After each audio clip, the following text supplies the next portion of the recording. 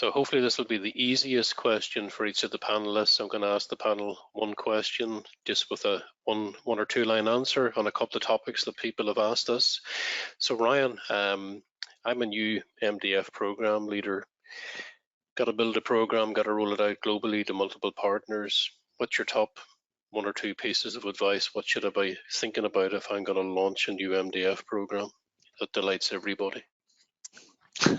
I'll say good luck to begin with. No, I think have a clear idea of what you're trying to drive. So that's, depending on the size of your company, that's alignment with C-suite, that's alignment with business strategy.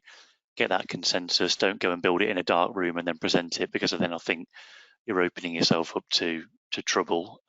So build that consensus as you go. That's double-edged in itself, of course, because the more people you get involved, the more questions you might get. But it's easier to address those questions up front than it is to launch something and then get the questions.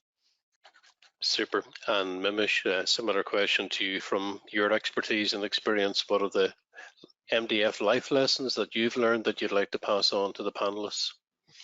Yeah, for sure. I would say keep it simple. Always think of the partner experience. Put yourself in their shoes in terms of how they engage with you. Be very clear in terms of what those defined activities are and how they align to your corporate goals, because this is helpful when you have those conversations with those in the C-suite. And I would just say, if you can, as much as possible, engage your partners, plan together with them, revisit the plan along the way, measure, learn, and adjust, right? So just be open to do that. Super. And Kenneth, from what you've seen in the market, are there any sort of core common reasons that you've seen that maybe, despite all the good intent here today, you've seen MDF programs failing, and root causes for those?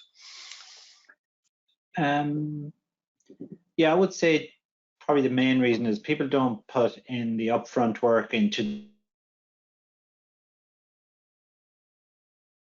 defining the activities, so they actually don't make it easy for themselves to succeed in the first place. Yeah, got you back.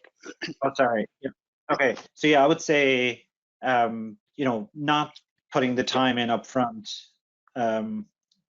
into defining those activities and the proofs of performance that go with them, so that you can actually measure the program and be successful. So advice is, put the extra effort in upfront, determine what the proofs of performance are, that they're measurable, and then you'll have the ability to report on the ROI, and everything after that becomes a lot easier.